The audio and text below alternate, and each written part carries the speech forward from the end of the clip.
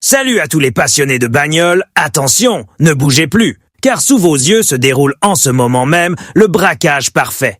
Imaginez la scène, un type hyper sûr de lui qui sort d'une concession rutilante ou d'un centre auto haut de gamme. Il vient de lâcher un bras pour un jeu de pneus neuf, flambant, d'une marque premium.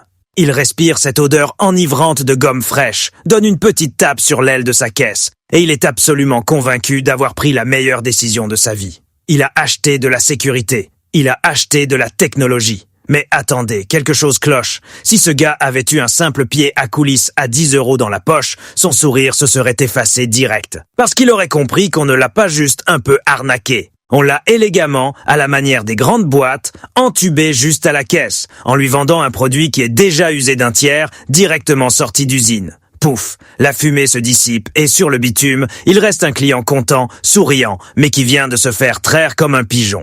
Les multinationales d'aujourd'hui ont complètement pété un câble avec leurs super profits. Pendant que nous, on continue par habitude de faire confiance aux bonnes vieilles marques, les géants du pneu ont totalement réécrit les règles du jeu.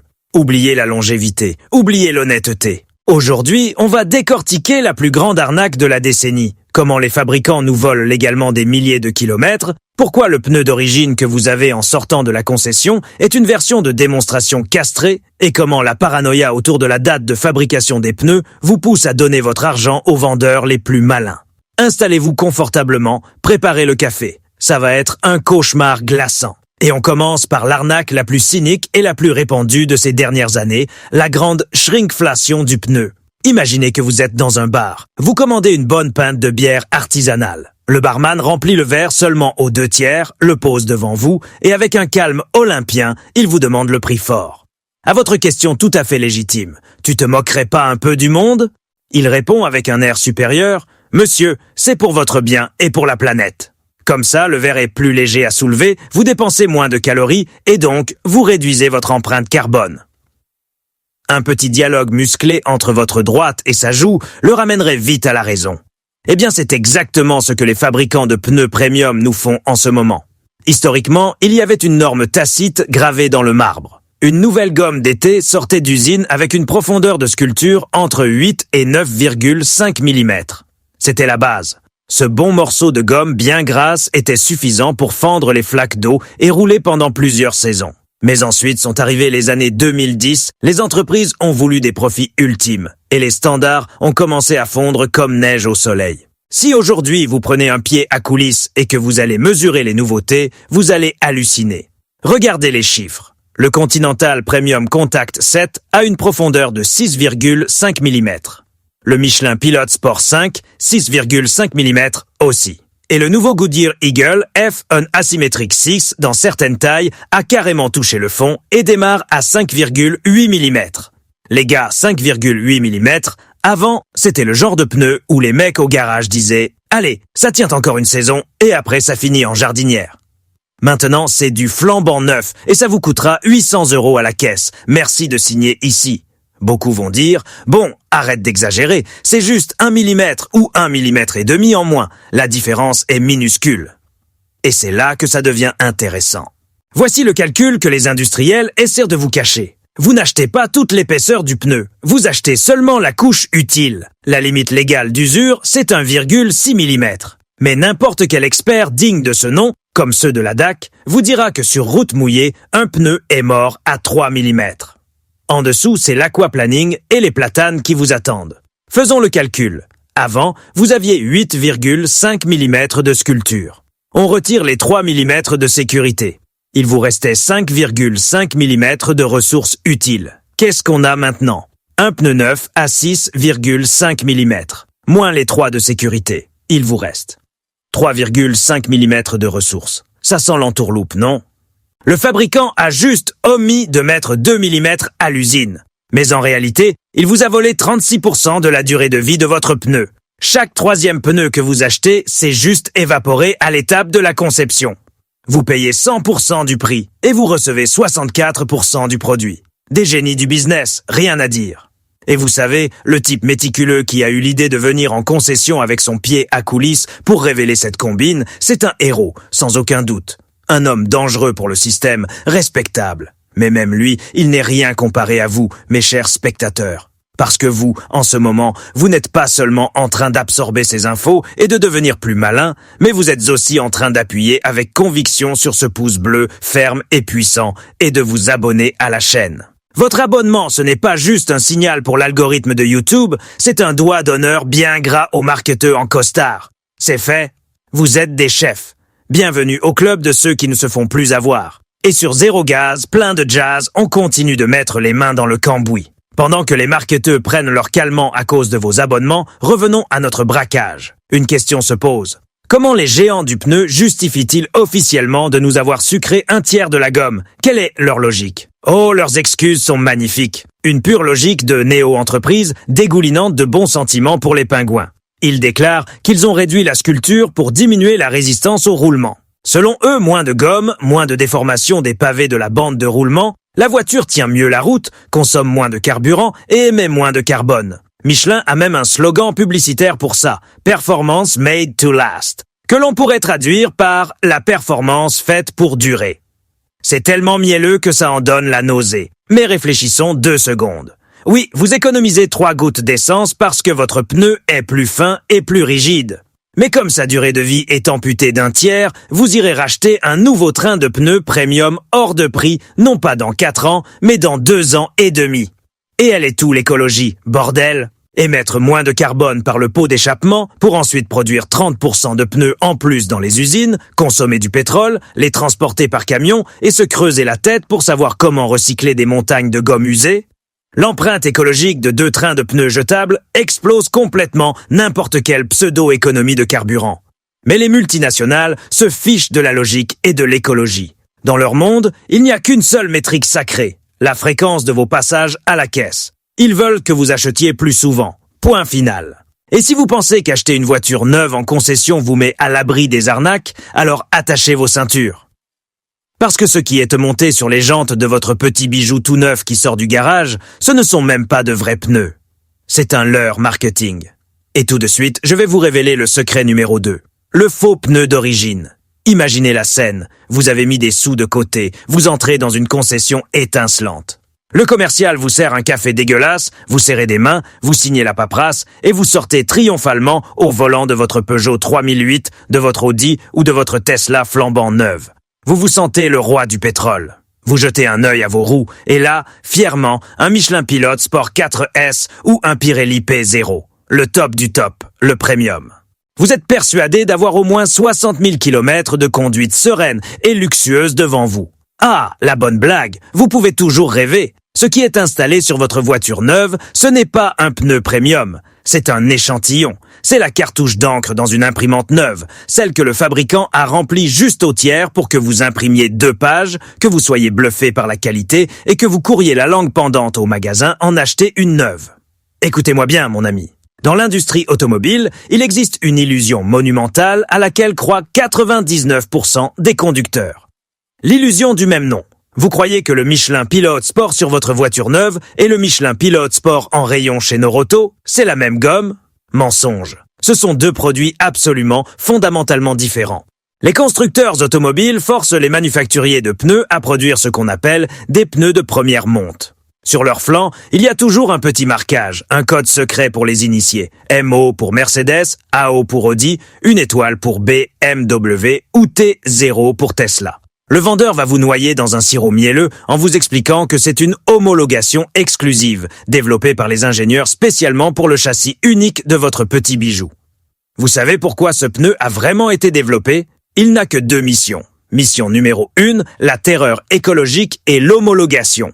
Les constructeurs se fichent de savoir combien de temps vos pneus vont durer. Ce qui les intéresse, c'est de passer les tests écologiques draconiens de l'État pour éviter des amendes de plusieurs milliards d'euros à cause des émissions de CO2.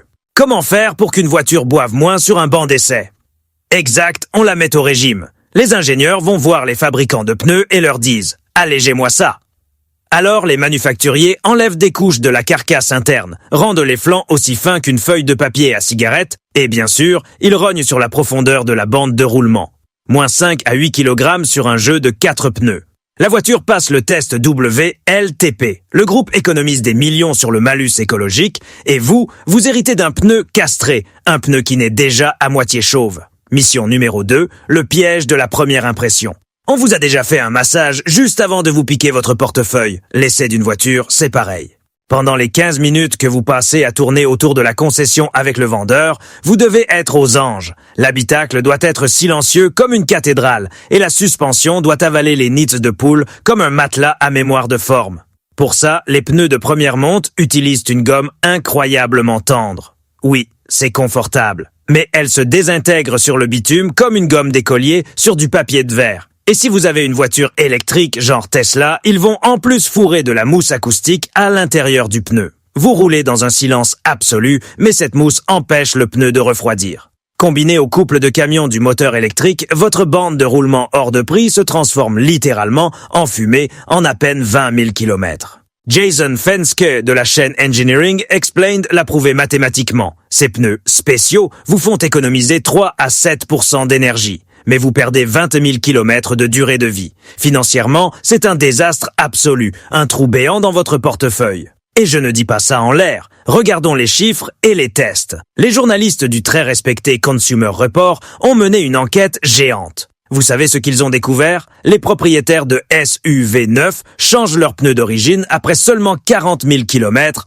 en moyenne. Et quand ils vont dans un centre auto classique et achètent le même modèle sans le marquage constructeur, celui-ci tient 60 voire 70 000 km. Mais ce n'est pas tout. Le pneu d'origine ne meurt pas seulement plus vite, il peut aussi vous tuer sous la pluie. Le célèbre Jonathan Benson de la chaîne Tire Reviews a pris un Michelin PS4S standard et l'a comparé à la version d'origine avec l'étoile pour une BMW M3. Oui, sur piste sèche, le pneu d'origine, grâce à ses épaules tendres inspirées des pneus slick, a mis quelques secondes au pneu standard. Les journalistes sont en extase. La voiture est un scalpel, elle se place au millimètre. Mais dès que la pluie s'est mise à tomber, le pneu d'origine a perdu presque 2 secondes au tour et a commencé à faire de l'aquaplaning à des vitesses bien plus basses. Pourquoi? Parce que pour maximiser la surface de contact, les ingénieurs ont réduit la taille des rainures d'évacuation d'eau. Vous n'êtes pas sur le Nürburgring, les mecs. Vous emmenez les gosses à l'école sous le crachin breton. Vous n'avez pas besoin de ces dixièmes de seconde sur le sec. Vous avez besoin de freiner à temps avant de vous encastrer dans le pare-choc du poids lourd qui vous précède. Et nous voilà au point culminant de ce plan machiavélique. Le piège financier du concessionnaire. Au bout d'1 an et demi ou 2 ans, vous venez pour la révision et le chef d'atelier vous appelle dans la zone technique avec un air grave. Monsieur Dupont, j'ai une mauvaise nouvelle. Vos pneus sont complètement lisses. C'est très dangereux. Vous tombez des nues. Comment ça? La voiture est neuve. C'est là qu'arrive un type en cravate avec des yeux de chat poté. Ne vous inquiétez pas, nous avons justement en stock un jeu de pneus d'origine. Exactement les mêmes. Prenez absolument ceux avec le marquage mot, sinon la suspension ne travaillera pas correctement, le comportement sera dégradé et surtout, on pourrait vous faire sauter la garantie. Foutaise, baliverne, un mensonge éhonté et absolu. Les systèmes de contrôle de stabilité des voitures modernes se contrefichent de ce marquage. Ils s'adaptent à n'importe quel pneu de qualité. Mais le concessionnaire utilise votre peur pour vous refourguer la même version de démonstration éphémère, avec la marge du concessionnaire en prime. Pourquoi font-ils ça? Vous croyez que le concessionnaire gagne sa vie en vendant des pneus? Haha. La marge sur un pneu au détail est de 10 à 15% à tout casser. Non, le concessionnaire ne vous attend pas pour vous vendre de la gomme. Il vous attend pour les services. Démontage, montage, équilibrage et, roulement de tambour, le parallélisme. Un service sur lequel le garage fait plus de 60% de marge. En plus, pendant que les roues sont démontées, on va forcément vous trouver des plaquettes de frein à changer, des disques usés et 2 ou 3 cylindres blocs fatigués. Le ticket moyen explose. L'usure rapide de vos pneus d'origine n'est pas une erreur d'ingénierie. C'est un générateur de trafic pour l'atelier, une machine à traire parfaitement huilée. Comment déjouer leur plan? C'est simple comme bonjour. Retenez bien cette astuce d'initié. Approchez-vous de votre voiture et regardez le flanc du pneu. Cherchez l'indice Treadwear, l'indice d'usure. Sur un pneu d'origine, vous verrez un triste chiffre comme 220 ou 240. Une fois que ce pneu est mort, envoyez le concessionnaire sur les roses. Allez dans un grand centre auto indépendant. Prenez la version standard, commerciale, du même modèle de pneu. Vous regarderez son indice Treadwear et vous y verrez un chiffre comme 320, voire 400. Vous aurez une bande de roulement plus profonde, un comportement sain sous la pluie, vous économiserez une fortune sur la marge du concessionnaire et vous ferez 1,5 fois plus de kilomètres. Échec et mat, les rats de l'industrie. Et si maintenant vous vous dites Ok l'ami, j'ai tout compris. Je vais aller dans un centre auto, choisir un pneu avec une bonne profondeur de gomme, un indice treadwear correct, mais surtout, je vais le prendre bien frais, tout juste sorti du moule, de cette année. Oh mes amis, vous n'imaginez même pas à quel point vous êtes sur le point de vous tirer une balle dans le pied. Et on attaque le secret numéro 3, la paranoïa ultime des automobilistes et le gagne-pain le plus juteux des vendeurs malins, la date de fabrication. Nous voilà au sommet de notre palmarès de l'absurde. Chapitre 3, la grande vache sacrée de l'automobiliste, celle que les pros du marketing traient pour en tirer des lingots d'or. La paranoïa du code DOT. Vous savez, j'ai vu cette scène des centaines de fois. C'est le grand classique dans n'importe quel centre auto. Un bon daron bien sérieux entre, il choisit un excellent train de pneus premium. On lui ramène 4 galettes flambant neuves, noires comme la nuit. Et que fait cet adulte, a priori sain d'esprit? Il s'accroupit, sort son smartphone, allume la torche et se met, avec une tête de détective Colombo, à chercher sur le flanc l'ovale magique avec ses 4 chiffres. La semaine et l'année de fabrication. Et soudain, il devient blême. Ses mains tremblent. Oh, attendez voir. Mais ils sont de 2023. Ils ont déjà 2 ans. Ils sont vieux. Ils ont séché. La gomme a durci. Amenez-moi des pneus frais qui sortent du four. Encore tout chaud, s'il vous plaît. Mon Dieu, les amis. Arrêtez tout. Vous achetez un morceau de technologie de pointe. Un concentré de caoutchouc vulcanisé, de carbone, de silice et de Kevlar. Ce n'est pas un pack de yaourt. Ce n'est pas un camembert qui coule. Ils ne vont pas pourrir dans votre coffre. En psychologie du marketing, ça s'appelle l'illusion de la fraîcheur. Et sur votre ignorance, certains se font des millions en ce moment même. À une époque, même nos champions de chez Michelin en avaient tellement marre de voir les concessionnaires leur renvoyer des pneus invendus de 2 ans qu'ils ont lancé une énorme campagne de pub en Asie. Vous connaissez le slogan. Les pneus, c'est pas des bananes. C'est génial et ça tape dans le mille. Mais creusons un peu plus. Je vous ai promis des infos d'insider, de la chimie et des faits bruts tirés de rapports confidentiels. Vous pensez que la gomme sèche dans un entrepôt. Alors écoutez bien comment ça marche vraiment.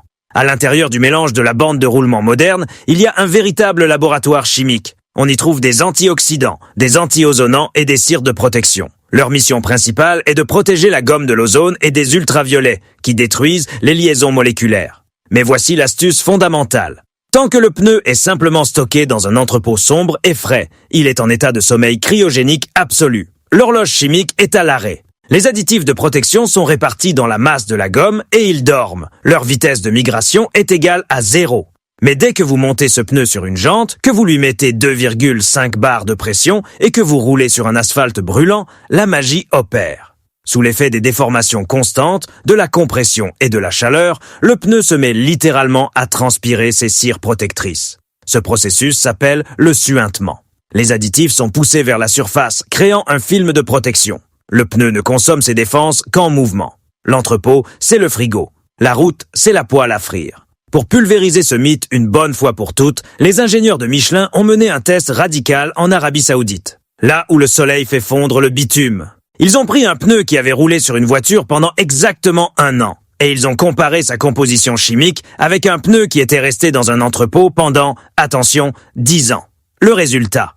Les dommages aux liaisons moléculaires étaient absolument identiques. La rigidité, identique. L'élasticité, identique. Gravez cette formule sur votre volant. 1 an d'utilisation sur une voiture équivaut à 10 ans de stockage dans les règles de l'art. Si votre pneu neuf en magasin a 3 ans, il a vieilli exactement autant qu'un pneu qui a roulé sur votre bagnole pendant 3 pauvres petits mois. Et vous croyez que les pros ne le savent pas?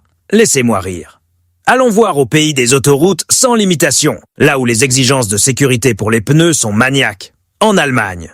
Ils ont une fédération très sérieuse des professionnels du pneu, la BRV.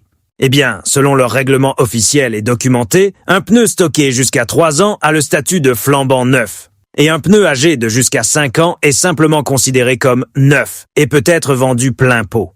Les Britanniques et les Japonais disent la même chose. Tout ce qui a moins de 5 ans est un monolithe techniquement irréprochable. Point. Mais alors, pourquoi le vendeur malin du centre auto hoche la tête si volontiers quand vous demandez du tout frais? Oh, pour lui, votre parano, c'est le jackpot. Le vendeur récupère le pneu de 3 ans. Il vous amène exactement le même, mais fabriqué il y a 1 mois. Et il vous le vend sans 1 centime de réduction. Votre peur est l'outil qui justifie sa marge maximale. C'est vous, de vos propres mains, qui lui donnez votre argent pour des chiffres sur un flanc de pneus tout en accélérant la rotation de son stock. Alors que les mecs malins, comme les abonnés de cette chaîne, font exactement l'inverse. Ils savent que le système repose sur les pigeons et ils en profitent. Il existe toute une catégorie de produits appelés New Old Stock, du stock neuf mais ancien.